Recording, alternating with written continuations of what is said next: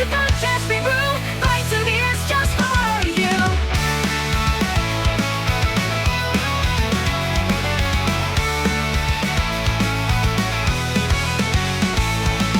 IT on tap, the podcast we brew, pints and beers just for you. Fair warning, today's episode might make you angry. Compliance is broken, open source is a security nightmare, your security training is worthless. Today we are taking on the controversial takes of IT security and IT infrastructure. This is episode 16 of IT on Tap. Welcome, Peter. Are you ready to get hot and bothered?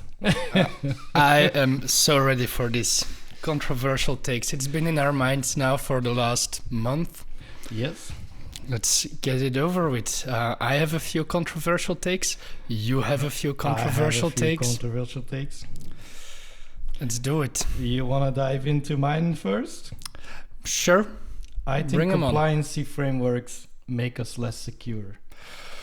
Ooh, okay. What a kickstart. And I might follow you in that. But they are also needed, in my opinion. We need to have frameworks. We need to have certain compliancy rules to have like a goal to work towards to. I agree in the fact that we need them. They're important. But if it's a framework, it's out there, it's well known. It can be a check, or it is an audit framework. So it is an auditor that comes in with check boxes like, okay, are you doing this? Is this covered? Is this covered? Is this covered? And if you think outside of those check boxes, what is the hacker mindset and the attacker mindset, you know what to expect. So you can go around those check boxes. Even worse, you can use the check boxes against the company. True. And those checkboxes might also make you less secure. Like a stupid example, in one of those frameworks, it says that for the amount of people you have in your business, the amount of users, you can only have a certain amount of domain admins in your Active Directory. Well, let's say you have 1,000 users in your Active Directory, then you should only have 5 domain admins. But let's say the infra team is a little bit bigger than that, so suddenly not all of infra is allowed to have a domain admin account anymore. What they might do, and it gives you the compliancy checkbox, is give them a shared domain admin account. Yeah, and isn't that the biggest nightmare in an organization is shared accounts, because there is no credibility, there is no accountability. Indeed. You cannot really audit who did what.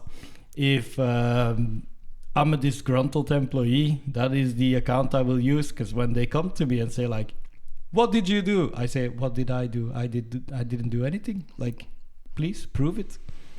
Well, I would be able to prove it looking in the SIEM logs. I would probably see you switching from accounts and see you becoming domain admin. But indeed, it brings you to a situation where you're actually less secure than before you went into the compliant state. So it is important when you try to implement these security frameworks, that you do it not in a check the checkbox way, but actually in a way that makes sense. Critical thinking, I think, is the most thing, and know your environment, know where you are working and what you are doing, because the checkbox is, or the compliancy frameworks are a general framework for a run-of-the-mill. It's averages, right? It's averages. And some places you are not average. You need more focus. If you are a production company, you need more focus to the security of your machines, because this is what makes your product. You need more focus on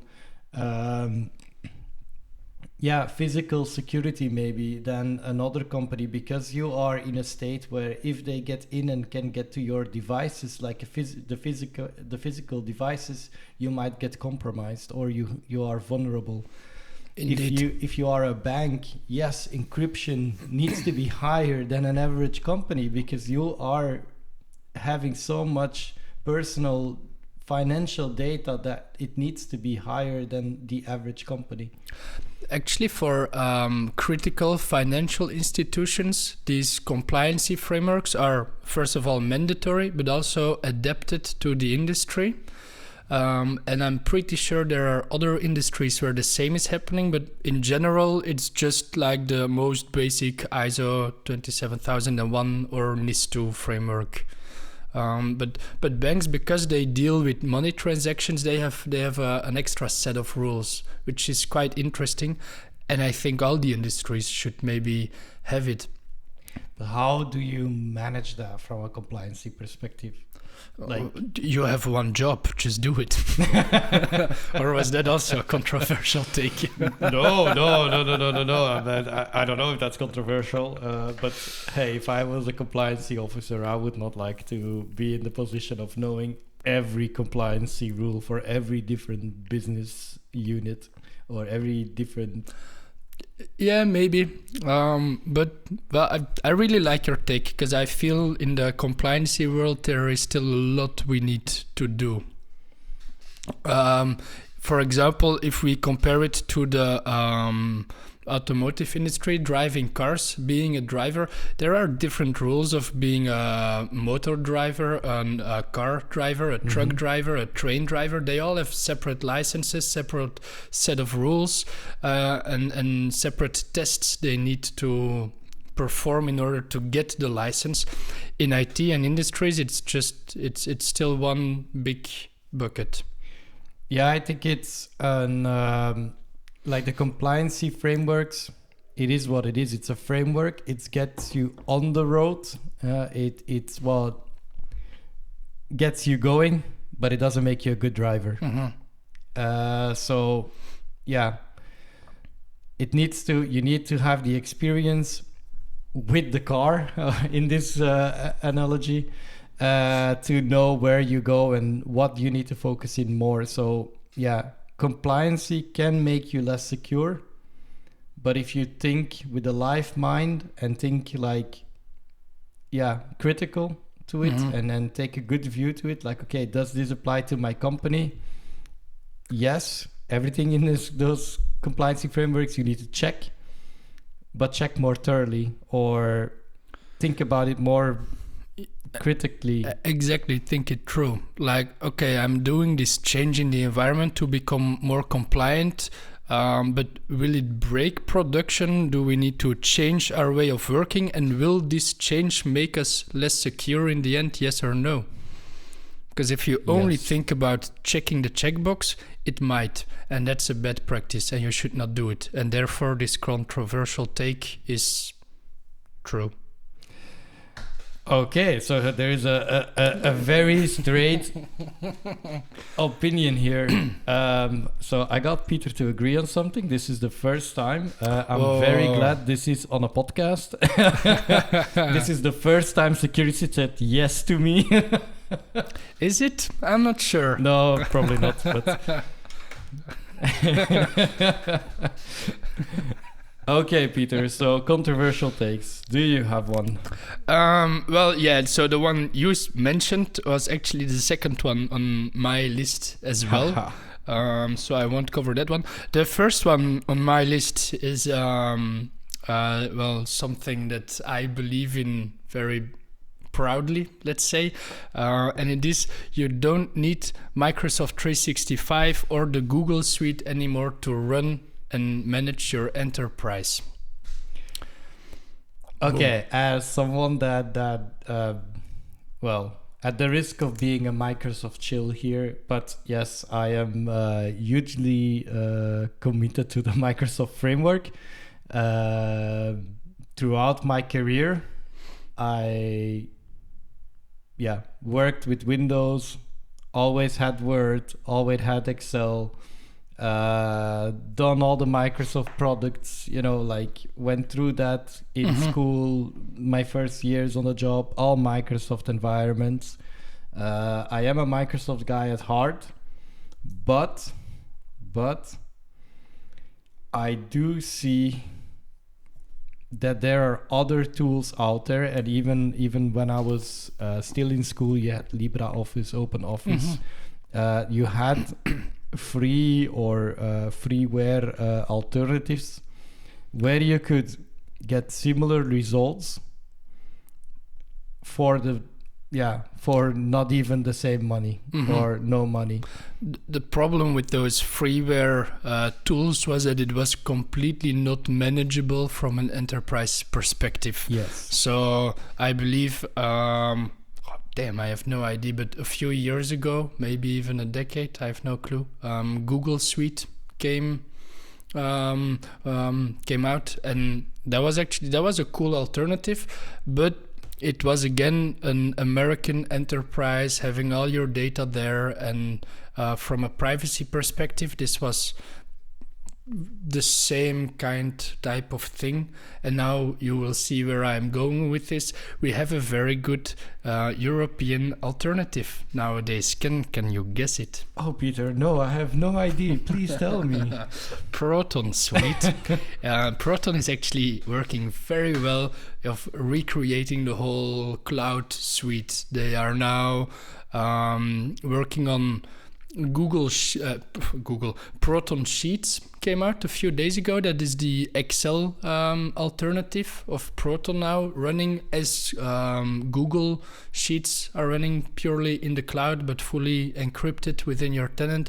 They also have Proton Docs, which is the Word variant, and then the next ones will probably be PowerPoint and other things. But you have a business suite there now. So as an enterprise, and I'm not saying all enterprises will be able to do this, but especially if you're a startup or a small enterprise, it is very easy to just convert to Proton and have all your documents there. They also have a SharePoint-alike system, or maybe more a OneDrive-alike system. But you are able to do everything there. Also, Proton Mail is still going very strong. You will have Proton Passwords, Proton Authenticator, which is your MFA tool then. And they even have an AI assistant. So you don't need to put all your sensitive AI questions to Anthropic, ChatGPT, or Google anymore. You can do it against Proton and be private. But Anthropic is European. Okay, but good point. But is it private end-to-end encrypted? I don't know. That's a really good take, and I don't really know what to like. Well, maturity is one point, and that's the easy one to go after. Exactly, yeah. It's not very mature yet, and it doesn't cover all the tools that other cloud vendors offer yet. For example, in Azure, you can also run function apps, which do cool stuff. You have the Power Automate that does cool stuff. Yeah, but there you need to distinguish, right? I think when you look at Productivity Suite, Azure Functions, Power Automate. Power Automate is like low code, so it's a little bit on the 50-50 side of things. But if you go to Productivity Suite, I'm mainly thinking about email, Word, Excel, PowerPoint, file share, so OneDrive in a Microsoft universe. So I think Proton there is covering the bases and adding more, because you have the Proton VPN, you have the password manager included, you have the authenticator, as you said. Proton Drive. Well, that's the OneDrive, right? Yes, So, indeed. Yeah, I think from that perspective, yes. Do I feel like it is an enterprise level standard? No. Is it something that can go for medium to small businesses? Sorry, let me correct. Not an enterprise standard yet. I also don't know what the design vision is of Proton in this, but the fact that they are releasing new things does feel like they want to lean into it. And that's also how Microsoft started, right? They also just started with an operating system, and then a productivity suite, and now they are, everywhere. Indeed, but exactly, I believe that Proton's mission is to be able to replace that productivity suite from American vendors to European-based ones in order to give enterprises the ability to become more easily ISO certified or compliant to the GDPR laws and all that stuff. Do you feel this is part of the Sovereignty Act? Yeah, definitely. And Proton is very, very strong in that. And because of their zero trust end-to-end encrypted architecture, it plays right into it. I don't know where Proton is hosted, but I will find out because that might be interesting to know. I think Switzerland, but I'm not Yeah, sure. I would hope. I would be super disappointed if it is AWS or something. Maybe because we touched on the Sovereignty Act. Peter, can you explain what it is? Oh God, seriously?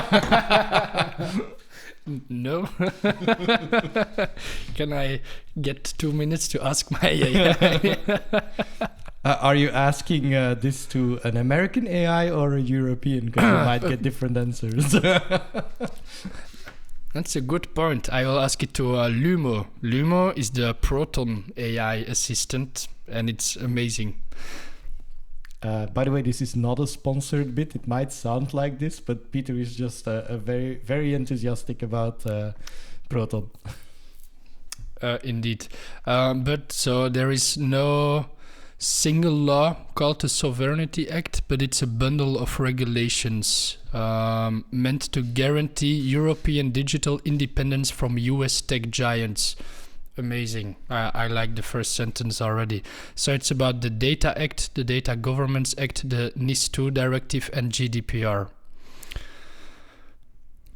You want me to go into depth into it? So the Data Act is to control how cloud data is accessed and shared. It forces cloud vendors to provide easy switching so you don't have a vendor lock-in, which is nice. Mm-hmm. And it introduces protections against extra EU government access.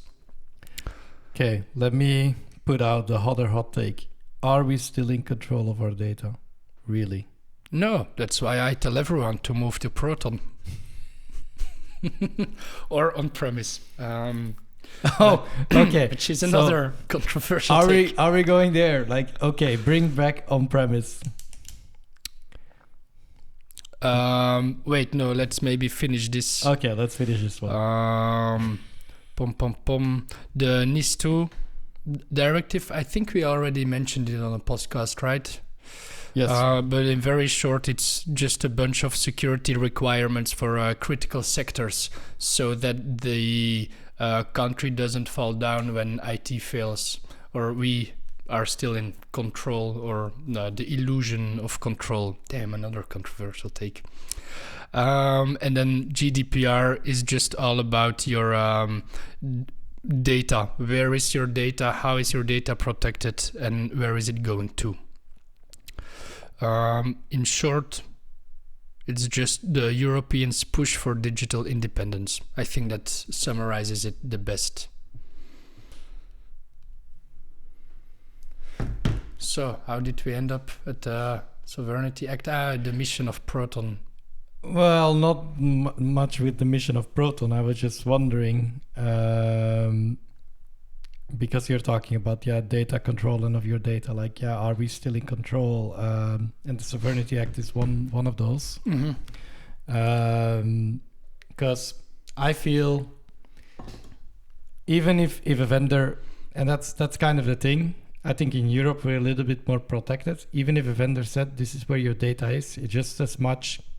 It's just as easy to switch your data to another location to have better upkeep and have better uptime than to go down and say like, oh yeah, but your data is only hosted here and we have no nodes here, you know. But might be just out of the box thinking. It's a lot availability if you're thinking the CIA triad. But yeah, I get it. The CIA tried, by the way, for the people who don't know it, and I don't think we already mentioned it on the podcast. We have not. At some point, we will have mentioned everything, and we don't need to explain anything anymore. The CIA triad is all about confidentiality, integrity, and availability of your data. It's the most important triangle in, well, most say security, but I would say IT infrastructure in general. I agree. This is gonna be this kind of podcast. You're gonna say something and I have to go, yeah, you make sense. Isn't it always like that? Okay. No. So we touched on a third controversial take as well. It was to go back on premise, because then you would be in control of your own data. But I think that the general take here was more let me take a look at my notes. Damn it. On-prem isn't dead, it's making a comeback. Why? Because cloud is getting expensive and you don't have control over your data. Oh, wow. Okay. And I think it started with the move to the cloud was all because of another controversial take that the cloud is cheaper. But spoiler alert, it is not. It was maybe cheaper in the beginning, but now you're paying a lot of extras for a lot of things you wouldn't need to pay for on premise. And they also said it would be easier to manage because you don't need to buy your hardware. You don't need to do your OS patching, depending on which cloud vendor you do. But while that is true, it's also a lot more difficult to manage, and you don't have the hardware in your hands anymore, so there's a lot of control that you give away to someone else. Do you trust that someone else to do it as good as you would do it?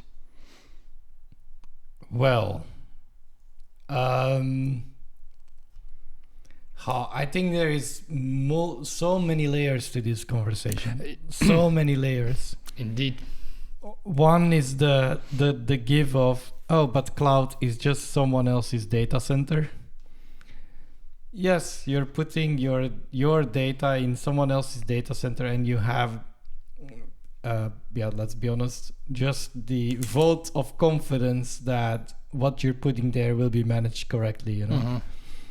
Mm-hmm. But it also is a very, very good business enabler to not have highly technical skilled people in-house to maintain those data centers, and everything is more in a click GUI, like this is how you want it, and it just spins up and runs and bobs your uncle, you know. Yeah, true. You don't need to build your own server, place it in a data center, have expensive internet lines to have good performance there. So another funny controversial take on this that I read somewhere, I don't remember anymore where, was that egress fees are basically ransomware with a friendly UI. And that's actually, it is somehow true in the modern day. You put all your data at AWS or Azure, for example, and then you need to pay to retrieve that data again. Isn't that exactly what ransomware is a bit? I think that is a very, very out there take. Is it like from a conceptual point? Yes. Mm-hmm. But from a tough. But we've seen it at our company as well. We put a lot of data in our cloud because it was easy to spin some services up there, and then suddenly the data that we put there we wanted to use in an on-premise service, so we needed to retrieve all the data, and our egress bill went just double, triple overnight. Yes. And in that case, on-premise would have been much cheaper. True. But I don't think you have the same scalability and flexibility that you have in the cloud. Also true. Or you need to foresee that growth when you buy your hardware and make sure that you will be able to be scalable if needed. Yeah, but if I am a company and I need to foresee that I'm gonna even if it's also scaling up and scaling down. If I am a company that in burst periods needs 2 racks of servers to run my web app, because okay, let's say that I am, I don't know, some kind of store. I'm a toy store. I have a website, and here is where I sell my toys. It's Christmas. This is one of the times that my website traffic goes crazy because everybody wants a Christmas toy for their kids and nephews and everybody else. So now I need my 2 servers or 3 server racks fully going, blasting.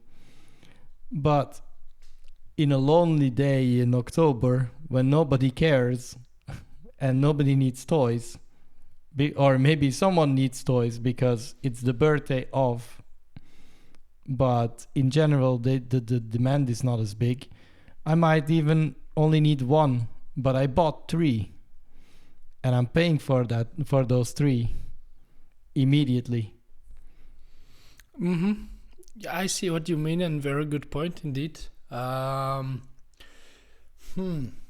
would you solve this on premise? Also, in 3 years' time, my server will be too old, while in the cloud I will get the new stuff all the time. And I'm quoting that new stuff because give and take. But in the cloud you pay for your server every month, and on premise you would pay it one time and the hardware is yours and yours to manage. Yes, but I will have to also do the innovation cost of that hardware. And the migrations. Migration, well, I wouldn't even say migration as much because, migrating hardware, okay, there is some hassle sometimes. But in general, if you put in new hardware, it's pretty okay to migrate. That was my phone dropping. So it's pretty okay to migrate. But mainly it's the innovation cost, because you need to get the new server with the better CPU, with maybe if we think about storage, let's switch to NVMe storage instead of SSD or HDD storage. We need more cores, we need a faster CPU, we need a higher speed memory, because OSs you are running on are scaling, applications are scaling, because this is the new norm. Yeah, makes total sense. Sure. I still, I think if you know what you're doing and you have the technical knowledge of managing all of that yourself, it will still be easier to do it yourself on premise. Like I did a comparison for my home server. One day I was sick of having it up and running here all the time, 24/7. And I was looking at what if I just rent a big server in the cloud, run my Proxmox on there to have my, the exact same setup as I have here at home. And in the cloud, it would have cost me at least 20 to 50 euros a month. And I would have, I think the amount of storage was divided by 10. Okay, but you're a small-time user. You don't have a data center that costs you for co-location, that costs you for electricity every month, that costs you True, for... but I did take into account the cost of electricity, and here at home it's like 20-25 euros a month. So my server in the cloud was already more expensive.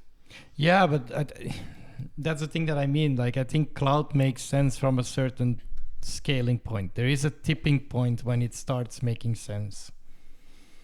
Okay. And it has to do with your sizing as a company, how much on-prem infrastructure you have.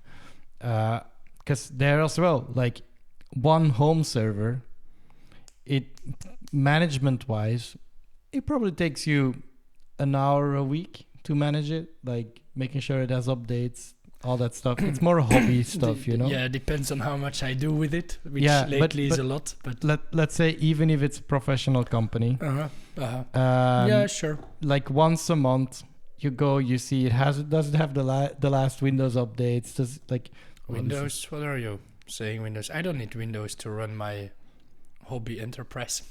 We already established that I am a Windows shill. God. You're gonna run Proton OS? No, if they would bring out Proton OS, I definitely would. And I hope it's a Linux based. I would think so, to be fair. Yeah. Probably.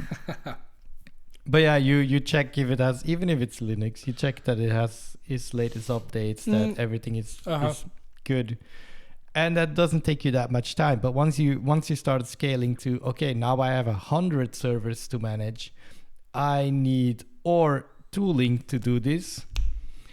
And where you buy one tool, then all of a sudden you need a second, and then all of a sudden you need a third. And then your overhead cost starts to rise. You might not be the only engineer that's there, so your cost in people starts to rise. So when you can put all that together and come to a point where the cloud is actually cheaper, okay, I would agree to do it. But if you have a 100 servers or services that you have running in your cloud, you will also need a team to maintain it. You will also need to update all your services.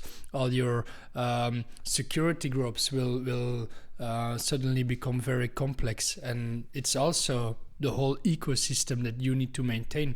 So I don't think there is a very big difference in complexity in the cloud versus on-premise. And I even think that on-premise, we know more about it. We are more, how to say, familiarized with it. Whereas in the cloud, how many people really know the cloud very well? Now more and more, but I don't. I would already need some other people, other experts to help me there. While on-premise, I can perfectly do it myself. Damn it, I don't have a really good counter to this. But yeah, I also think like that's part of the stuff, right? There is a reason why system engineers are still around. Because I remember when cloud became a thing, everybody was like, same as AI now. Everybody's like, developers are a dying breed because AI is here and they can do your job better than you. That was the same controversial take. I like it. Let's go on that one too. That was the same with system engineers back then. Like, oh guys, you guys are all gonna have to go and work for the big guys like Microsoft, Amazon, because otherwise you guys will be out of a job.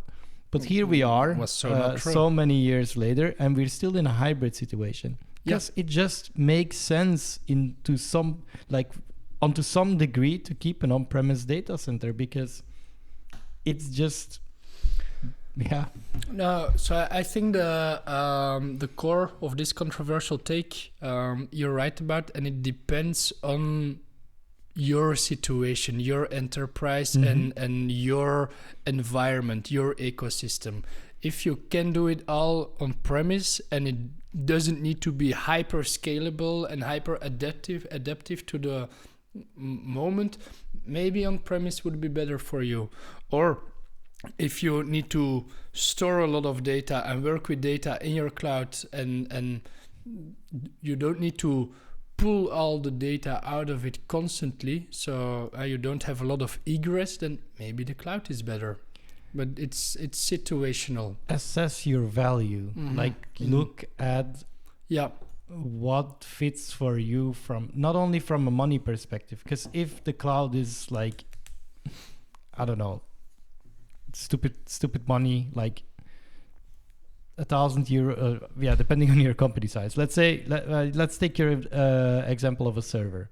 Let's say you do the math of my home server I spend this much time on it. My time it costs 10 euros. So I Wow. I'm not that cheap. okay, 90 euros. Yeah, Let's 90 take sounds 100 okay. because it's a little bit easier to calculate. Let's say the time you spend on it, it's 100 a month. The electricity is also 100, so now you're on 200 a month. Your hardware cost, if you divide it monthly over a period of 3 years, which is the general life cycle of hardware, you also have 100. Now you're on 300 euros a month. And if you then go and calculate, and your cloud cost is like 320, but you have the possibility of scaling up, scaling down, and this is something that you value in your organization or in your projects that you are doing, or the flexibility of saying like, okay, I'm developing this web app, and I just want to develop it, see how it goes, and then in a month you're like, okay, this app is not really happening. Like it's not going. I'm not getting traction. Gotta kill it. Well, if this was the thing where you had to upgrade your server, now you don't have to anymore because you're in the cloud. You just kill it and be gone with it, and your costs go down. While in your home lab, your costs stay constant because your server is still running. You're still doing the maintenance. You're still needing to buy the hardware. So that's where it makes sense. So that's the calculation you need to do, like the scalable sizing, the scalability is what you pay for, I feel like, in the cloud. I can agree to that. Yeah. But I also agree that in most organizations, it will probably make sense to keep an on-premise environment for some stuff. Wow, so we both agree. Awesome. Yes. During this conversation, you had another interesting controversial take about AI replacing junior devs, was it? No, just replacing devs. Okay. So I disagree with it. And it might be weird because I am using AI a lot to code some things, some cool things, but we are not ready to replace devs yet. And actually, I have a very good example of what happened today at work with a very cool colleague of ours. Shout out if he's listening. It's our DBA expert. And he was troubleshooting an SQL query that was happening in the systems, and it was quite a complex one. And the first one was vibe coded from one of our devs, and it took what was it, on 10,000 lines, it took like 8 minutes to complete. He refactored the SQL query, he optimized it with his knowledge, not AI helped, let's say. Yes. And he reduced the time to 10 seconds. Yes, that's exactly. But that's. So we still need devs, but junior devs, that's another take. Because for a company, it's gonna be cheaper to do it the AI way, and it's gonna be more effective than hiring junior devs to do something for you. And that's gonna be a difficult one. Okay, so let's lean into that one a little bit. If you don't have junior devs, how do you get senior and exactly medium the and first senior question devs? that everyone asks? Well, you will get another breed of senior devs. The thing that I like to say here is the next breed of senior devs will be senior vibe code debuggers or vibe code troubleshooters or vibe code analysts, because we will need people to read a vibe coded code base and refactor it in something that is, well, better, more performant, more secure, more logical. I think it's a really, really interesting thing, and we can go very far in this discussion. So let's say, okay, if I would start trying to get into the feel of if I would be someone that is growing up in this age and my mind is being formed by the possibility of AI, because we know a time before AI, same as other people know a time before the internet. Yes. And things were different, and it gives you a certain set of skills and a certain set of survivability in a way. I don't know how else to say it, that you don't have when you're overexposed to these things. So one of the things is like AI is very low friction. You ask it a question, it gives you an answer. You exactly have an 80 to 90% success rate. You don't need to learn that whole book of SQL queries anymore to know what your SQL query is doing, or know how you need to query your database to get information out of it. You can just ask it to AI.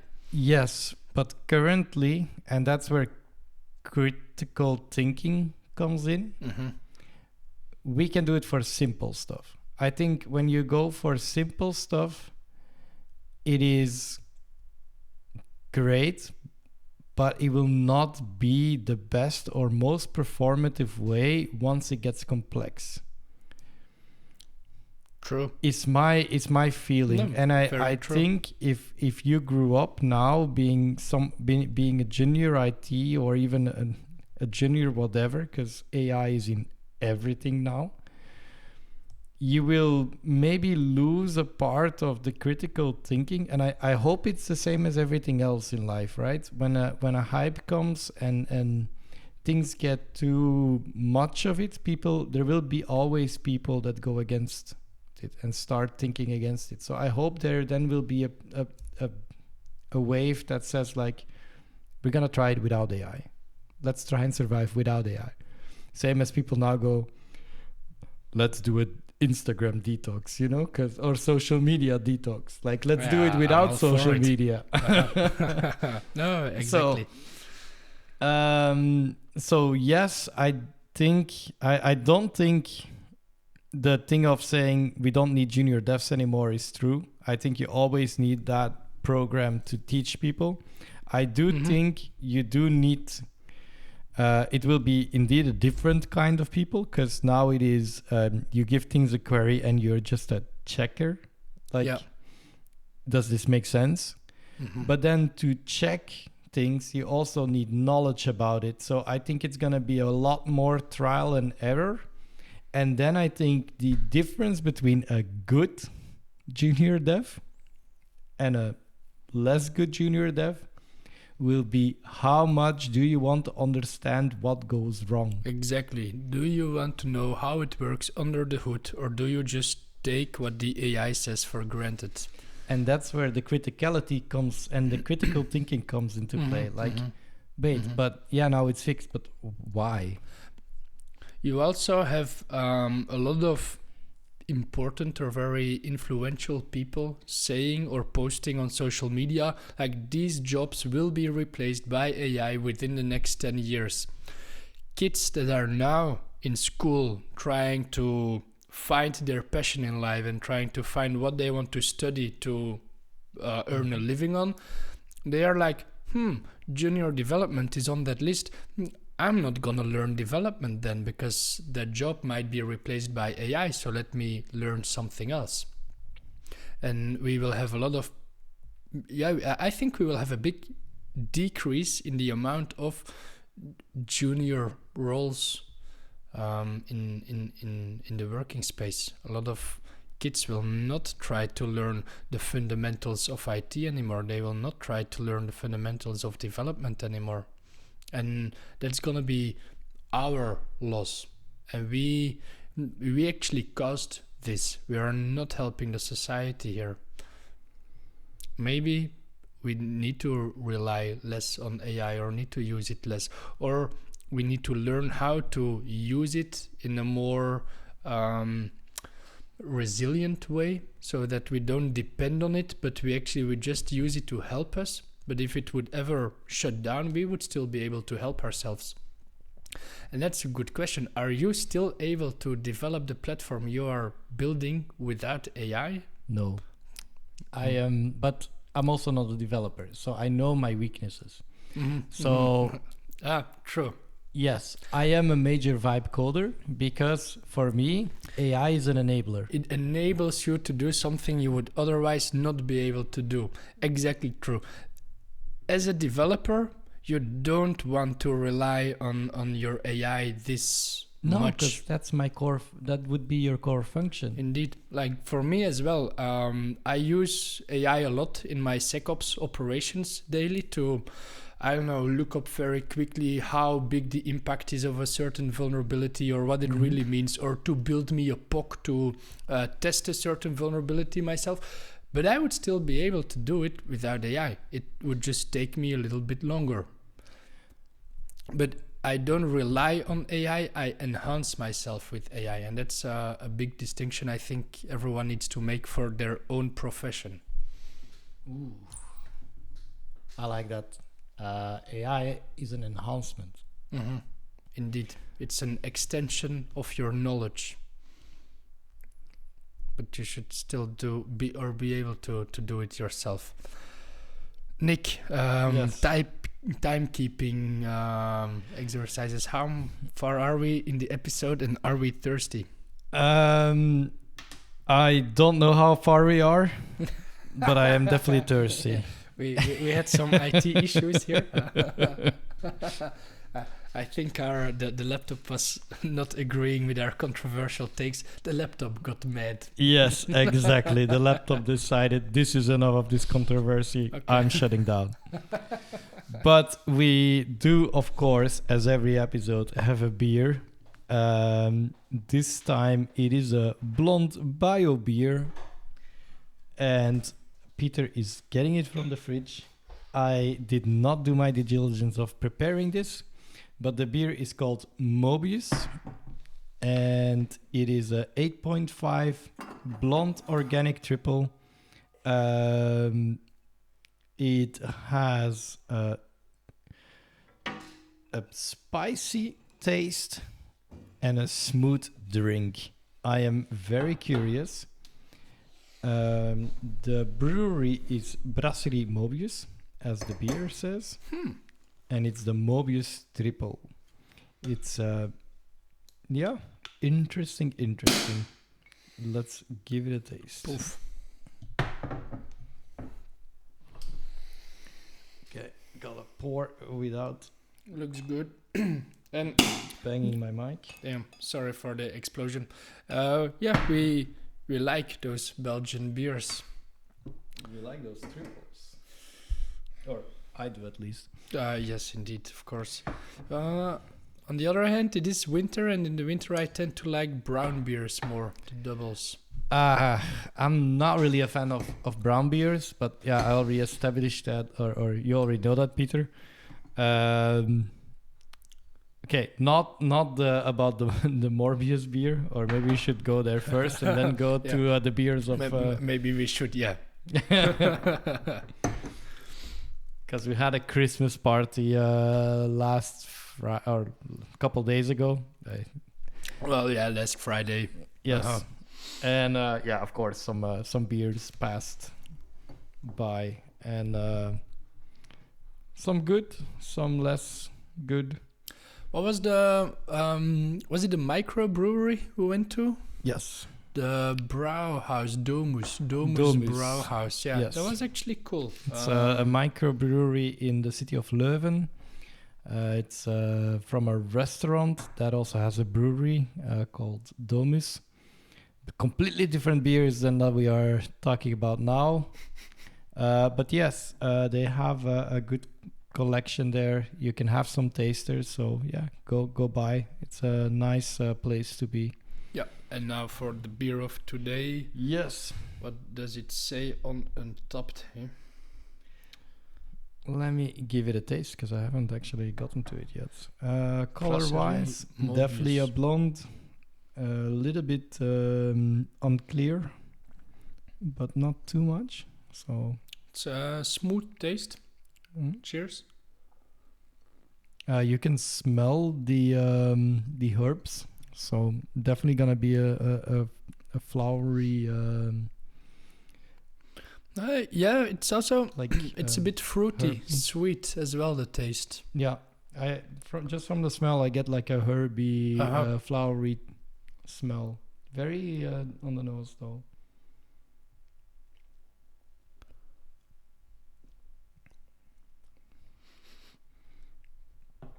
Oh, yeah, it's smooth, like a herby, Mm-hmm. but not as fresh or as light as you would expect. For me, at least. Could be my pouring skills, but Yeah, I get what you mean with herby. It has this herby taste. yeah, Still a bit sweet, but also a bit bitter. bitter. Yeah. Mm-hmm. Okay. Interesting drink. Mobius triple. How much would you rate it on 5? Ooh, tough one. So for my triples, I like them a little bit more lighter, more citrusy. Mm-hmm. So for me, this is not my favorite kind of triple. But if you are in the herby, more floral kind of tastes, this is definitely there. But for me personally, I would give it a 2 out of 5. Oh, And this is I think that's the first time you're this I was also thinking. severe. I think this is my lowest rating on the yeah, podcast indeed. yet. Ah, no, I don't Even think. though, but I also think it was a part of the anticipation because I had this one for a while now Mhm. around, and I was like, okay, I want to try it. Let's bring it out. Last times I was, let's not get the heavier beers, but now I was like, let's do it. And maybe it's a little bit the disappointment as well that needs to Okay. a lower score. Oh, that sounds really bad to say, disappointment, because it is a good beer. It's just not my taste. It's not what I expected from. Fair enough. That's from a why triple. we gather tastes from everyone. Do you want to know what the average rating is from everyone? Please, very curious. By the way, the amount of people that have untapped it on Untapped or checked it in on Untapped is 458 people, which is not a lot. Mm-hmm. And the average rating is 3.41, which is actually quite high. Wow. And I Okay. must say, I gave mine a 3 on 5, All right. 3 on 5. which is not something I do quickly, but I like the taste. It's a good beer. Very, very good. Nothing to add there. All right. Yes. Okay. So we got the beer business. We're all settled in. What was the last controversial take we were talking about? Because I had a feeling I still had something to say about it. How we went from The on-premise to cloud. AI. Yeah, to AI and vibe coding. Yes. No, I said everything I wanted to say. yeah. Well, I have a good thing about that. Skill gap. So that skill gap in environments, like for example, there is a lack of IT security knowledge in the IT environment. Mm-hmm. I feel this is brought on by the fact that we are not allowing, or are very protective of allowing other juniors to get into the security field. The security field gets I would not say that. We are actually eagerly looking for people who want to do security. But I think, and I'm not trying to gatekeep here, because I hate that principle or concept or practice. But it's not the easiest thing to go into in IT. If you want to do security, you need to have the knowledge on how something works before you know how to break it, and then only then, when you know how to break it, you really know how to secure it. So you have a few steps to go through, and if you damn it, I'm gonna sound really condescending here, but No, this is exactly what I was going for. Like, Please. if you want to work as an infrastructure engineer, for example, Yes. you need to know how you set something up, how you configure something. But once Yes. it works, your job is done. In security, if you want to be a good one, you need to know how you set something up, how you configure something, how it works, and then how you can break it. And it's very broad, so you need to know a lot about infrastructure, but also development, CI/CD pipelines, how end users work, and protecting or the layer 8. There is a lot of knowledge you need to have. You don't only need to know how authentication works in an on-premise environment, but you also need to know the OAuth protocol. You need to know what passkeys are. There is a lot of stuff you need to have a lot of knowledge about. And if you want to go into it, you need to have the right mindset. And the right mindset is not only, I want to be able to hack things. No. You need to want to be able to protect things from hacking. And for that, you will need to learn hacking. But in the end, your end goal needs to be you want to make the world, the IT world, a secure place. Okay. If I would say, Peter, you need to hire a new colleague, security team, junior. Who are you looking out for? What are you looking out for? What is the skill set? And how will you bridge the gap to bring him up to a proper level? Actually, that's not a very difficult question. I would look at people Hey, I who don't always did say the the difficult questions. I would go look for people who did their applied informatics studies. So they have a broad knowledge of IT fundamentals in general, all the aspects.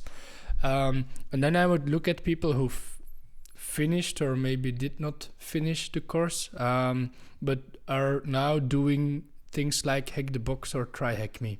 And they really want to learn how to break machines, servers, web applications. And I would go for someone who is doing that for quite some time now, is able to write documentation on it, maybe has a blog on it, and tries to really understand how all the stuff works that they hack. And I will know that this person has the general IT knowledge that you need to have. Preferably, they also did some service desk years, because it gives them knowledge about the whole infrastructure set of things. And then I would try to, in maybe a conversation, ask them or try to find out whether they are actually focusing on only breaking things, or whether they are also interested in making the world a more secure place. And I see you laughing. I am laughing because I thought you were going to finish with, and preferably his name is Peter. Because it felt like you were describing your own path to security engineering. It was very much quite my own path. But I do believe this is a very good path, because it gives you a very broad. I think you touched a very good point. I'm not really agreeing with but that's again my own opinion with the whole degree part of it all. I think IT is one of the little or one of the branches. I don't know how to say it. One of the fields where you can get into without a degree. Okay. If you have the good applied, if you have a good mindset and apply it, you can get far. I completely agree. And in all honesty, maybe I should not say it on this podcast, but I never got my college degree in IT. I dropped out because of other reasons that I will not disclose here. But too much beer. No, actually. That only came later. That's how you got into security. Yeah, exactly. Because, well, on one aspect, I was bored at school because the lessons didn't interest me so much anymore. But I was doing my security courses in the evenings, and I was following a lot of online courses. Then I did a lot of Hack the Box. I joined a hacking clan. I built a blog myself. I started to really document all the things that I applied in order to hack a box. And then at some point, I landed my security job here at the company. Okay, so now we're in controversial takes as well. Huh? Is a master or a bachelor in nice. IT a requirement? And, gonna add something, does service desk, years of being in the grind in service desk, like at least a couple of years, add immense value? I think so. Yes. I think so too. From my point of view, everyone in IT should do at least 1 year of service desk, or if you're a developer, be in an how do we call it at company, an application support kind of role, where you need to support end users using an application that you might start developing in the future. Because there you will learn when, as a dev, you make a change without informing your users, without thinking about the user experience, how much impact it will have on your end users. And as an application support engineer, you will feel the pressure on those moments. I agree. One of the roles I was thinking about in that was an analyst, like functional analyst, but maybe that's also... I think that comes behind after the application support. But yeah, I think like a degree is good. Like it shows that you can study and that learn you were stuff. Determined to learn it. Yes. Mm-hmm. But I do feel it's not a requirement in our business or in our field. And Indeed. I do feel like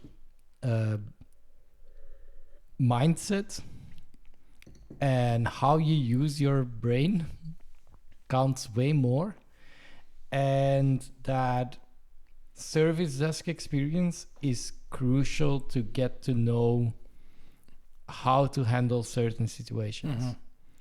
And impact analysis is definitely one of them. But making the comparison, people that come into a higher role or system engineering role, more fresh out of school, will have a steeper learning curve than people that have had the battle of a couple of years of service desk, and then did the grind of getting there. I totally agree. Indeed. So yeah, I do feel like even if I would hire a bachelor degree guy with or even a master degree person with applied computer sciences, so had this networking, had all the things, like you did your CCNA, congratulations, you have the certification, still I would be like, okay, now I will hire you as a network engineer at my company, my fictitious company, of course. Are we talking about our beer company now? And the beer company, yeah. At our brewery, I will hire you, but 1 day a week or 2 days a week, go run the floor with service desk and see what's up for real in the company. See where it lives. Because when you make a change on a firewall, I want you to know why you're making it.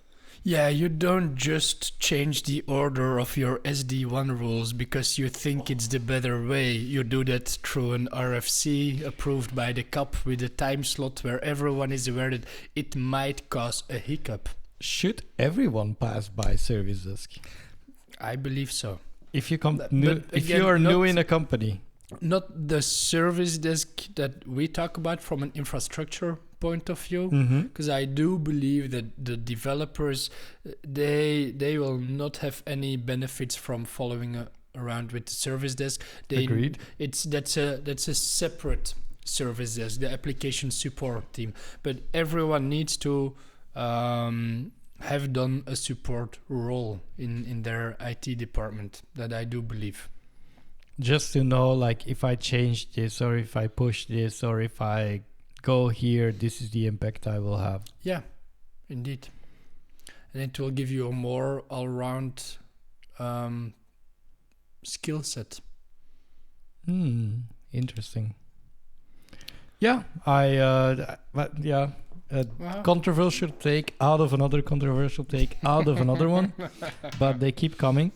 I think it's a great base to go or to leave from, and I really like these kind of conversations that flow from one into another. But I have nothing to latch on to this one, so let me see if I still have something that is controversial written down here that we can fire off a new one. Okay. Oh no. Shoot. Most security tools are snake oil. The security vendor market is full of products that promise to be one-shot magic bullet, but they have little to no value. It's actually marginal values, because that's not overestimate. I had one on my paper as well that aligns with this one very well. If you patch fast and segment properly and do other basic security principles well, you need half of the expensive security tools vendors try to sell you. It's kind of the same, right? Though yours goes from bad management, mine goes from they're all selling you things that are so much the same, and sometimes you just don't need it. Yeah, and I do agree with you. But then good management comes into play as well. Voila. So you don't need them if you had good management.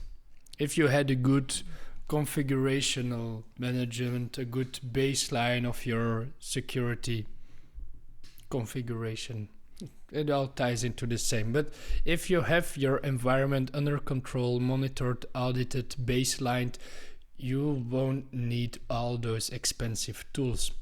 Those expensive tools are there because a lot of companies don't do those things properly, and there is a demand on the market for it. But indeed, if you do everything right from the beginning, what security tools do you really need? an antivirus. Call it EDR, please. Antivirus is so outdated. But yeah, exactly. An EDR you will always need. Anything else you can think of? Password manager. Thank you. And which one will you be using? It's okay. One pass. Yikes. One password. What else can I get to? LastPass would have been funny too. No. No. But indeed, password manager as well. You do want to use it. Everyone needs it. Anything else? Yeah, it depends on the scale of your organization, and that's where the problem comes, right? Once you scale up, things get more murky. You need more control. You need more visibility, and that's where the projects start layering up.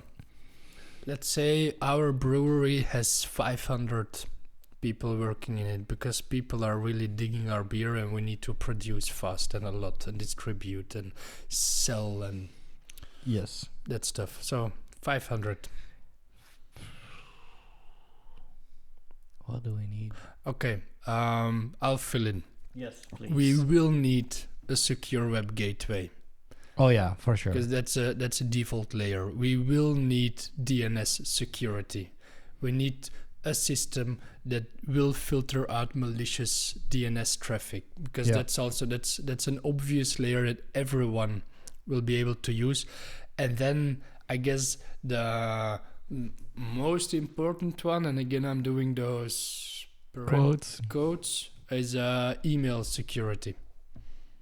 So we're at 6 now. Yeah, and then at the whole end, you will want to have a SIEM to correlate all the security logs coming from all your systems. Yes, that's 7 now. But those you will need. And all the other tools you have, if you manage it well enough, you might not need it, but I would recommend maybe a vulnerability scanner just to have like an audit tool against the operational tool that does the patching. But then, I mean, nowadays there are so many extras that do fill a gap if it's needed, but if you don't have the gap, you don't need the tool. I think that's the thing, right? Because the gaps are more in mismanagement and people, like companies growing too fast for what they can handle. Mm-hmm. And then corners get cut. Actually, I think a lot of security tools exist because of technical debt. Fix your technical debt. I was thinking the same when you said corners get cut. Yeah, Indeed. fix your technical debt and you will need less security tools. That's a beautiful statement. We are now tying 2 episodes together. Yes, Awesome. as we do multiple times. The common denominator, if you want to list all our episodes, just look on Proton and then you will find it. Okay. Okay, enough shade. Yeah, so I agree with the statement. I agree with your take. I do feel like there are some tools that cover just like a small need. Mm-hmm. And that's where it gets tricky, right? Because you have a lot of tools that cover certain things, and then you need another tool to cover it completely. So now you're paying 2 tools to cover the same thing. Because one tool is more specialized in this area and the other one is more specialized in this area, and now you're paying double to cover the same stuff. Exactly. Another thing that I thought about while you were saying your thing is a lot of those tools, they actually came out of those compliancy/security frameworks. Like you need to have this protection in your company. How do you show or make it visible that you are actually doing something about it? When you say, no, I will not give a concrete example because I don't want to shame certain companies. But okay, well, you get what I know mean, where you're gonna right? go, and I'm gonna jump in and I'm gonna say something. So we had a meeting recently about a product that had to do with identity. Again, not gonna say names. Where we were in a meeting, I think 5 engineers or something. More. We were with 10. Expensive meeting. Let's say it like that. And my takeaway from the meeting is, great, this product reports, but what does it do about it? And then the question is like, oh, no, we only report. Okay, so but you report, so you still, you point out, hey, guys, this is wrong. But now I still need to go in and maybe still buy an extra tool that actually fixes the problem. Well, to fix the problem, it also needs to report on the problem. So you're telling me that tool does not exist. So yeah, the only some tools, the only added or real added value it has is it gives you the capability of going to your auditors of your security test, that it will tell them we are doing something about it, or we are aware of the problem and we have it documented somewhere. But are you actually fixing the problem? That's another question. And you did check the checkbox by having the tool, but it doesn't help you. And that's where, you wouldn't need those tools if you do it the right way from the beginning. And you wouldn't need those tools if those compliancy frameworks wouldn't ask for it. Oh, wow. Now we're really full circle. Yes. Yes, I agree. And then on the other hand, like, I feel like the fact that it's so passive and that it's only about the knowing, and then I come to another thing. Like, I'm gonna piss off a lot of security people right now, so I will take this on gladly. Okay. Pen tests. Oh, cool. So you order a pen test, Uh-huh. you get your findings, Mm-hmm. and then you get to fixing the findings, or but you get the critical ones. You get the high level. You can for an audit. You're like, okay, we have this security audit. We need to do a pen test because that's what's in the framework. Blah blah. You get You get a pen test. You get the results. You get to fixing. But you're patching something unaware of people probably already being in your environment because it was open for so long. Okay. So if you have proper monitoring, does that negate a pen test? If you are more aware of what goes on into your environment, do you need a pen test? Not necessarily, because if you would wait for active exploitation and detection of your monitoring tools, your vulnerabilities are already exploited by the bad guys. With a pen test, it's the good guys who are trying to find the gaps, the holes in your security and trying to exploit them, and you can fix them before any harm was done.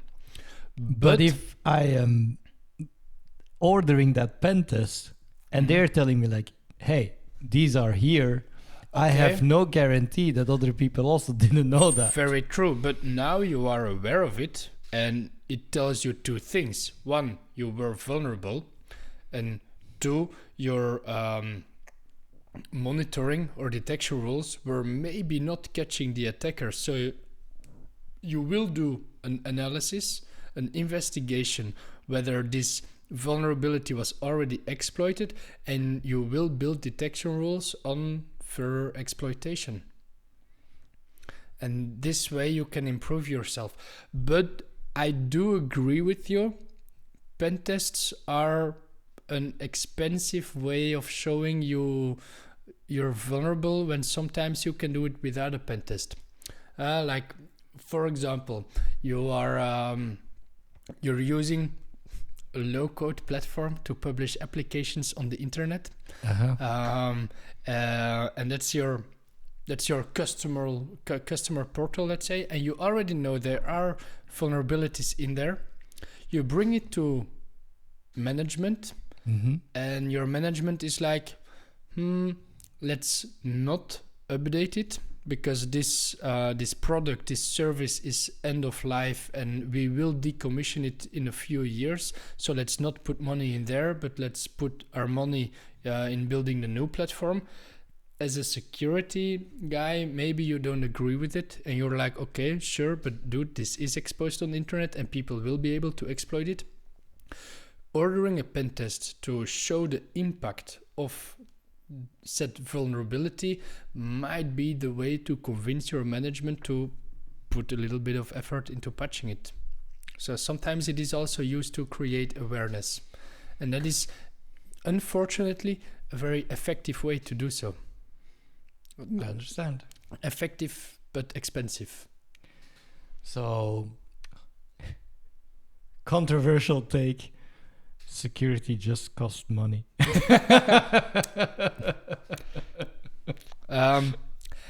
Yes. But it will also give you a lot of advantages. Come on.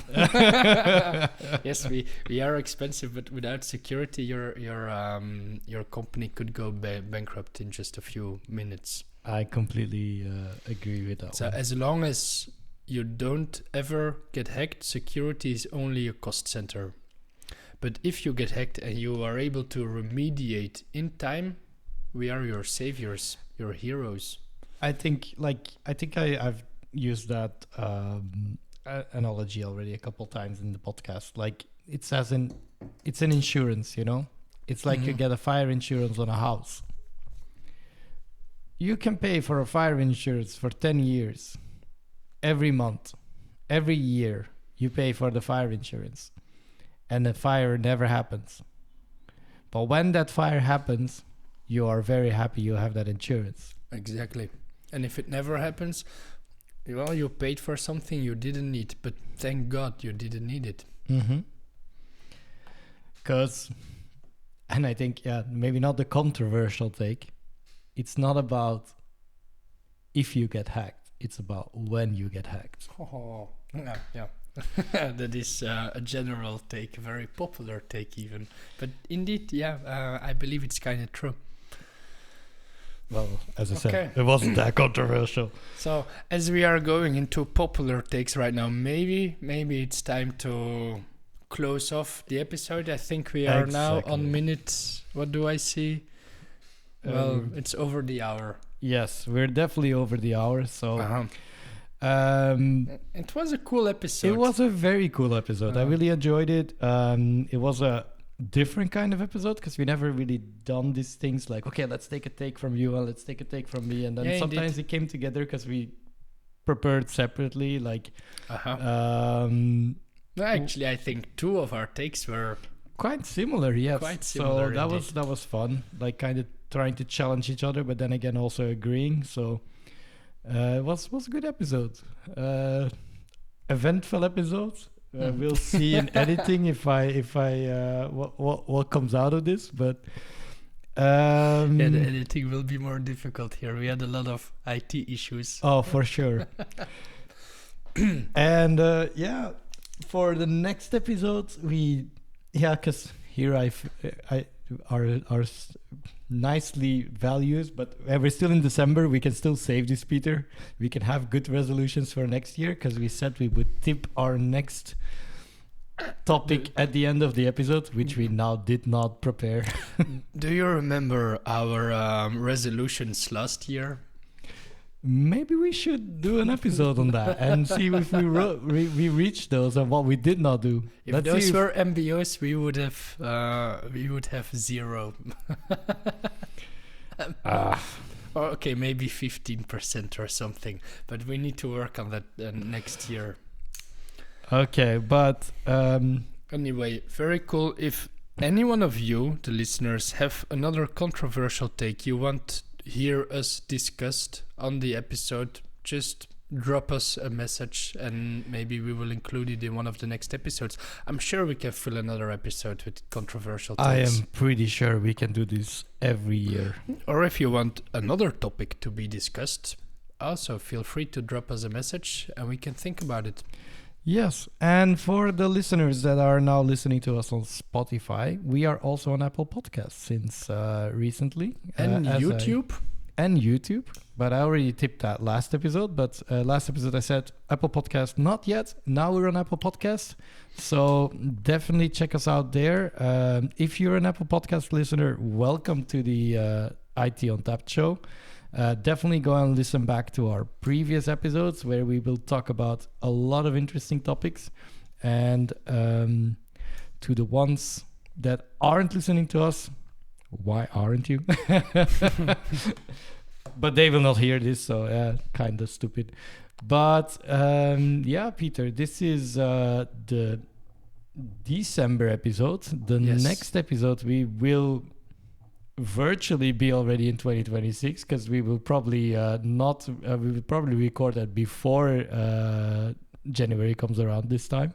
That might be a good idea. So let's see which kind of New Year's resolutions we have in store for them. All right. Already curious. Okay, so thank you for listening and hear you next month. Until next time.